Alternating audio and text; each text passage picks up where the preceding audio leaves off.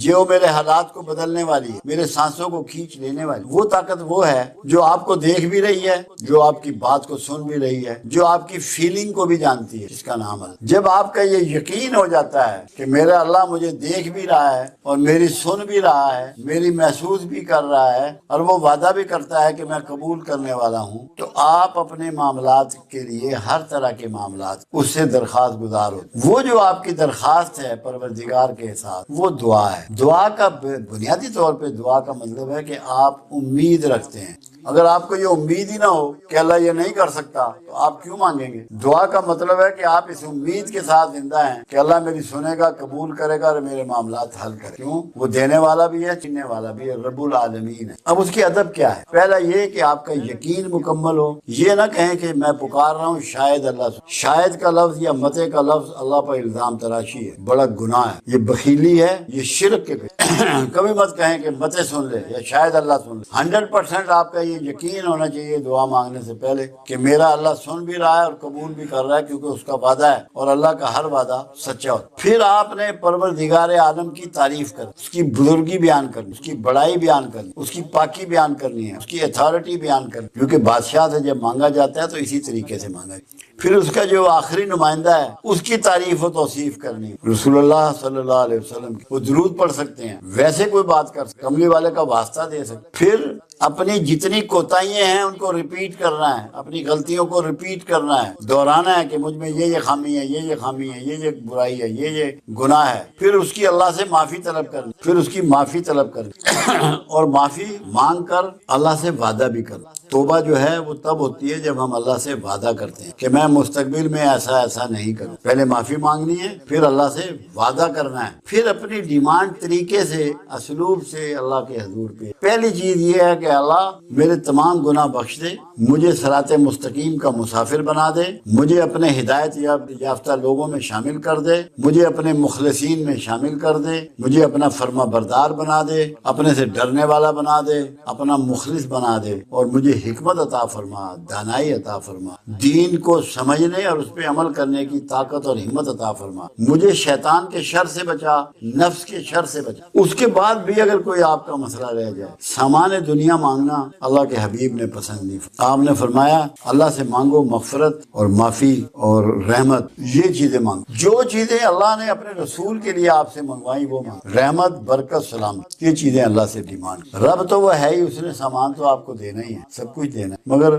اللہ سے مدد مانگ کہ میں مقروض ہوں، اللہ میری مدد، میرا قرضہ اتر جائے، یا اللہ میں بیمار ہوں تو میری مدد فرما، مجھے شفا عطا فرما تیرے پاس، میرے بچوں کو، یا اللہ ہمیں آسودگی اور ہمت عطا فرما، تیرے رسول کی پیروی کا چلنے کا ہمیں توفیق عطا فرما۔ یہ دعائیں کر، مگر دعا میں یقینی چیز جو ہے وہ یہ تسلسل ہے جو میں نے آپ کو بتایا، اور یہ یقین ہے کہ اللہ سن رہا ہے، اللہ دیکھ رہا ہے، اللہ محسوس کر۔ جب تک یہ فیلنگ نہیں ہوں گی دعائیں قبول نہیں۔ لوگ کہتے ہیں ہماری دعا نہیں سنتا، وہ سب کی ہے، قبول بھی کرتا ہے، آپ کا دھیان ہی نہیں ہوتا، آپ کو ہوتا ہے پتہ نہیں سن لے پتہ نہ۔ اتنے کم یقین کے ساتھ آپ کی دعا کیسے قبول ہو؟ اس پہ تو سزا ملے گی۔ جیسے میری بات آپ سن رہے ہیں نا، آپ کے ذہن میں ایسا ہونا چاہیے کہ ہم اللہ کی بات بھی جو ہے نا، اللہ ہماری ایسے ہمیں دیکھ بھی رہا ہے، ہمیں محسوس بھی کر رہا ہے، اور جب وہ وعدہ کرتا ہے کہ میں قبول بھی کرتا ہوں، وہ تو یہ بھی کہتا ہے میں تیری شے رکھ سکتا ہوں۔ تو اس کے بارے میں آپ بہت زیادہ پر یقین ہو جائیں، اور اللہ کے علاوہ کسی سے نہیں مانگی جا سکتی، دعا صرف اللہ سے کی جا سکتی ہے، اور مانگنی چاہیے، مانگتے رہنی چاہیے۔ پورا قرآن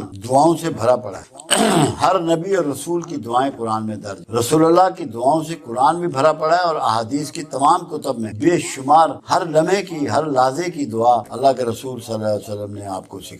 وہ دکھ، وہ چاہے تیر کا ہو، کفن کا ہو، تلوار کا ہو، بھوک کا ہو، پیاس کا ہو، دھوپ کا ہو، تبش کا ہو، ایک فرد محسوس کرتا ہے، کرم کہتے ہیں اسے، اور بلا وہ ہوتی ہے جو بستیوں کو لپیٹ میں، وہ اجتماعی طور پر نقصان پہنچاتی ہے۔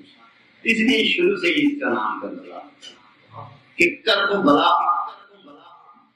ایک شب ہجری نے دیے دیکھی کہ اس رسول کا خاندان جو رحمت للعالمین ہے، جو ساری دنیا کے لیے، کائنات کے لیے، چرندوں پرندوں کے لیے، انسانوں کے لیے، حیوانات کے لیے، حشرات الارض کے لیے، یہاں تک کہ فرشتوں کے لیے بھی رحمت، اس رسول رحمت کی گھر میں کہا جائے۔ اندازہ لگائیں کہ اس سے بڑی بات کیا تاریخ میں کوئی اور بھی ہو سکتی ہے؟ رسول رحمت کے گھر کو اجاڑا جاتا ہے۔ تو قربانی بہت بڑی، اس کا مطلب یہ ہے کہ معاملہ بھی بہت بڑا ہے، ہمیں اس کو تھوڑا سا سمجھنے کی ضرورت پڑی۔ پروردگار عالم کہتا ہے کہ محمد کو نیا دین تو نہیں آیا صلی اللہ علیہ وسلم، اسی دین پر ہے کہ ابراہیم لائے۔ تو دین کی ابتدا ابراہیم، دین کی ابتدا ابراہیم، اور اللہ کے نام بزرگی، قربت، تقدس، احترام، اس سب کا معیار قربانیوں پہ پروردگار عالم نے اس کو رکھا ہے۔ اللہ جس کو جتنا بلند کرنا چاہتا ہے، جتنا محترم کرنا چاہتا ہے، جتنی توقیر کرنا چاہتا ہے، رہتی دنیا کا کتنا اس کا معاملہ چاہتا ہے، اس کا ریکارڈ چاہتا ہے، اس کی تکلیف چاہتا ہے، اتنے ہی بڑے لیول کی قربانی دیتا ہے۔ اب ایک ابراہیم خلیل اللہ تھے، اس وقت خلیل اللہ نے آگ میں پھینکا، نہ جھجکے، نہ آگ جھپکی، نہ خوف طاری ہوا، نہ جبرائیل امین کا یہ پیغام ان کا کہ بھائی آپ اللہ کے کہیں اس کو گلزار کر دیا جائے، کسی آفر کو قبول نہیں کیا، کیونکہ جانتے تھے کہ جو مارنے والا ہے وہی بچانے والا ہے۔ جس نے یہ پروگرام بنایا ہے اس کا اپنا پروگرام ہے، ہم تو اس کے پروگرام پہ لاتے ہیں۔ اس قربانی کے بدلے جو آگ میں پھینکا گیا ابراہیم صلی اللہ، آپ کی پوری نسل میں پیغمبری کا بیج میں گھیر دیا۔ دو بیٹے اللہ نے عطا فرمائے، اسماعیل اور اسحاق۔ اسماعیل کے خاندان میں بھی پیغمبری، اعلیٰ ترین پیغمبری، اسحاق کے خاندان میں بھی پیغمبری، اعلیٰ ترین پیغمبری، بڑے پرگزیدہ پیغمبر، بڑے بڑے عظیم البرکت پیغمبر ہوئے۔ مگر قربانیوں کا سلسلہ جاری رہا، اور جتنی بڑی اس کی قربانی قبول کی جائے اس کے دین کی اتنی بڑی دنیا میں اہمیت ہوگی، قیامت کے بعد بھی اور قیامت تک۔ اسی لیے پروردگار عالم نے قربانیوں کے اس سلسلے کو جاری و ساری کیا۔ اب اولاد اسحاق میں سے جو آخری پیغمبر ہیں وہ عیسیٰ علیہ السلام۔ عیسیٰ علیہ السلام کے باپ نہ تھے، بن باپ کے پیدا ہوئے، مگر عمران کی بیٹی مریم علیہ السلام کے بیٹے، وہ بھی پیغمبروں کی اولاد ہے، بنی اسرائیل کے پیغمبروں کی اولاد ہے۔ اسحاق علیہ السلام کی اولاد میں سے ایک بیٹی کے بیٹے کو قربانی کے لیے چنا گیا۔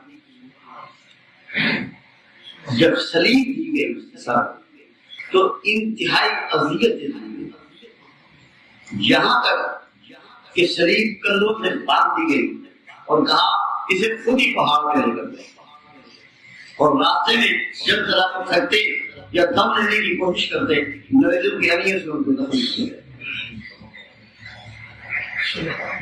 یہ ایک صبر کا انسان جس نے عیسیٰ کامیاب۔ یہ الگ بات ہے کہ اللہ نے ان کو موت سے قبل اٹھا دیا اور ہمیشہ کے لیے زندہ کر دیا۔ انہوں نے اف نہیں کی، انہوں نے اپنے رب کا شکوہ نہیں کیا، کسی حوالے کو مدد کے لیے نہیں کیا، کامیاب ہو گئے۔ ایک سلسلہ پیغمبری کا ختم ہو گیا۔ ادھر اب دوسرے بیٹے کی اولاد باقی ہے، اس کے پیغمبر آ چکے، آخری رسول، آخری پیغمبر ہے، سب سے زیادہ مرتبت والے ہیں۔ ابھی قربانی نہیں ہوئی، اور جب تک قربانی نہ کی جائے دین زندہ نہیں ہے۔ اب یہاں پھر کمال حسن دیکھیے پروردگار عالم کہ یہاں بھی بیٹی ہی کی اولاد کو چنا رسی ہے۔ رسول کی بیٹی کی اولاد کو چن لیا. وہاں عیسیٰ صرف ایک ہے, یہاں 72 پورا قبیلہ پورا خاندان. کیوں؟ جب کسی انسان کے جسم کو چوٹ پہنچتی ہے تو صرف اس کا دماغ متاثر ہوتا ہے جو اس درد کو محسوس کرتا ہے. عیسیٰ علیہ السلام کے جو کیفیات میں وہ درد اور وہ ساری جو کے دماغ تک تھی ایک انسان سے مگر جب اس کے پیاروں میں بناتی ہے, جب اس کی اولاد پہ بناتی ہے, پھر دل بھی متاثر ہوتا ہے, پھر دل بھی پکڑا جاتا ہے, پھر دل بھی گرفت میں آ جاتا ہے. اور غم و اندھو کے اس سے بڑھ کے اور کیا بات ہے. اور جب آپ روح میں بن جائے تو پھر روح بھی متاثر ہو جاتی ہے. تو حسین کو جب امتحان دیا گیا, دل کا دیا گیا, جسم کا دیا گیا, دماغ کا دیا گیا, روح کا دیا گیا, یہ چاروں امتحان ایک ہی لمحے میں گزر گئے. اور عظیم مرتبہ انسان اس نے ظہر کے وقت آسمان کی طرف دیکھا اور آنکھوں میں اشارہ کیا, دیوار تو لگی ہے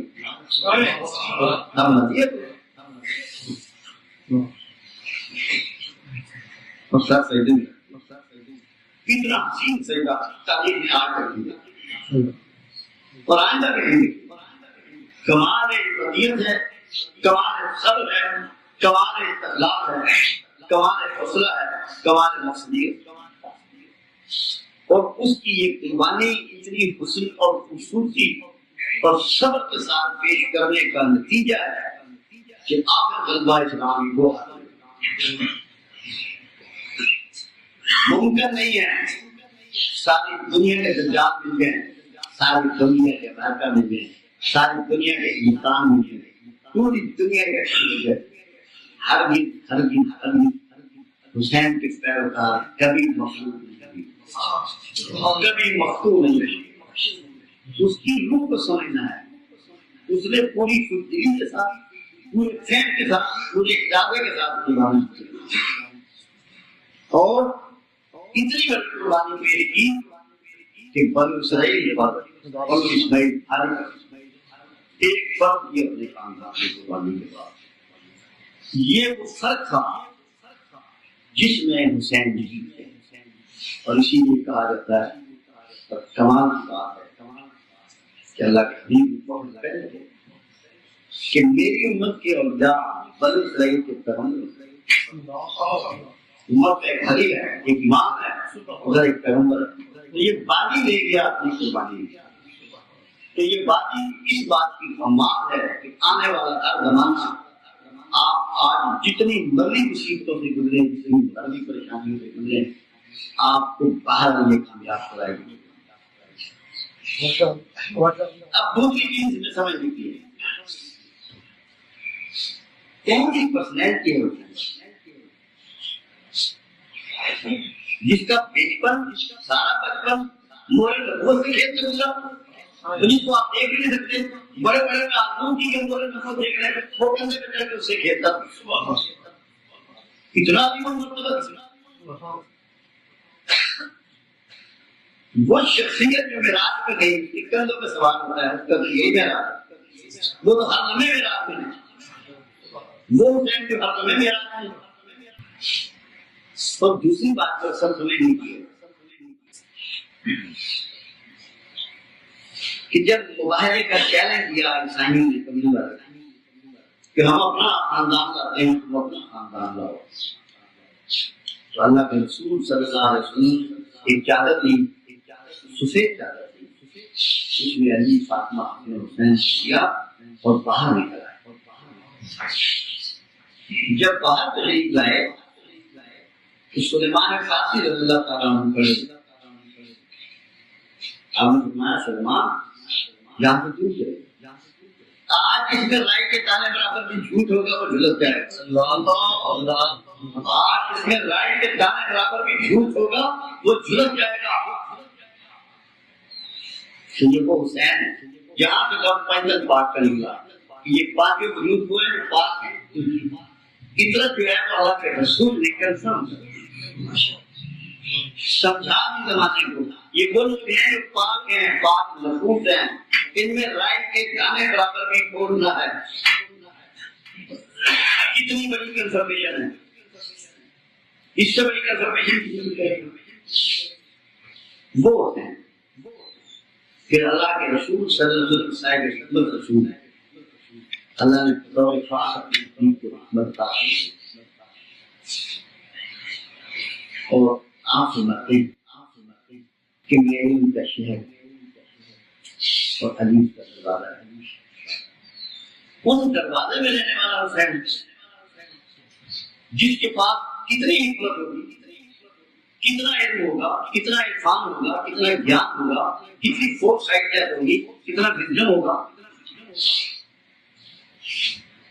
کیا وہ شخص جو اتنا پاکیزہ نفس ہے، جس کی پاکیزگی اس کے ساتھ اللہ کے رسول تھا رہے کہ ان میں سے پانچوں میں کسی میں کوئی جھوٹ نہیں ہے، وہ اپنی ذات کے لیے کو فیصلہ کرتا ہے، اپنے کسی نفع نقصان کے لیے کو فیصلہ کرے گا کہ سوچ سکتا ہے بہت ظالم ہے وہ شخص جس کے ذہن میں بھی یہ گمان گزر جائے کہ حسین نے فیصلہ اپنی پرسنالٹی کے لیے کیا، اپنے ذاتی اقتدار کے لیے کیا، ذاتی منافعت کے لیے کیا، تو یقیناً جو اس علم میں پروان چلا اس کا وژن بھی اتنا ہی زیادہ،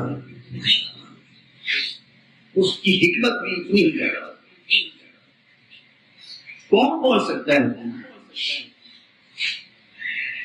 تو اس کے باوجود یہ فیصلہ جو بھی بات کر رہے ہیں کہ گردن کو دے دی ہاتھ نہ دیا جاتی تو اس کا مطلب ہے کہ حسین کو آنے والے ہر زمانے کی فرق جو نقصانات اس جدید سے پہنچ رہے تھے اس کی اطلاع سے، اس کی خبر، اس کے اپنے باپ کو دیکھیے جس شخص نے کنجر مارا ہے اس کو کہتے ہیں عبدالرحمان مجھے پتا ہے کہ تم مجھے میں جانتا ہوں کہ تم مجھے شہید کرنا ہے، مگر کیونکہ اللہ کے رسول صلی اللہ علیہ وسلم نے اس کی پیشن گوئی فرما دی ہے اس لیے میں تجھے اپنے آپ کو دور دیا۔ مجھے پتا ہے کہ میرے آقا نے یہ کہہ دیا کہ عبدالرحمان کے ہاتھوں میں شہید ہوگا، تو میں تجھے اپنے آپ کو دور کر دیا آدمی ہوں، اس کا بیٹا ہے حسین کو نہیں معلوم کہ کیا ہوگا۔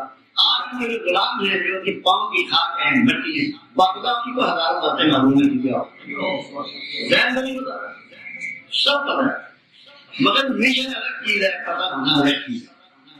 پتا نہ تو بھاگ جاتا نا، تو بھاگ جاتا تو کیا اتنے عظیم حسین کو جو قیامت تک کے لیے عظیم، قیامت کی بات بھی عظیم، یہاں بھی سردار وہاں بھی سردار،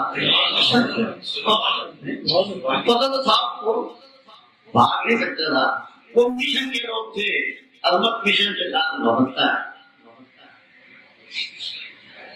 تو اب ایک تو حسین اتنی امپورٹنٹ پرسنالٹی ہوگی، مشن بہت امپورٹنٹ ہوگی۔ اب مشن کی ضرورت تھوڑا سا ہلکا سا سمجھ، اللہ کے رسول صلی اللہ علیہ وسلم کی جب بات ہوتی ہے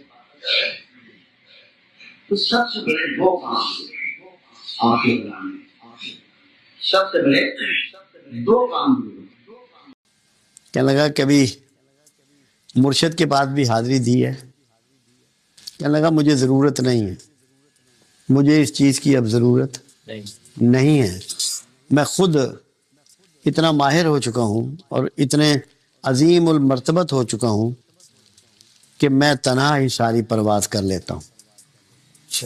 اس شخص نے جا کر ان دونوں کے مرشد تھے وہ ان سے ذکر کیا کہ یہ بات فلاں شخص نے کہی ہے، آپ نے فرمایا تھوڑا سا صبر کرو دیکھو۔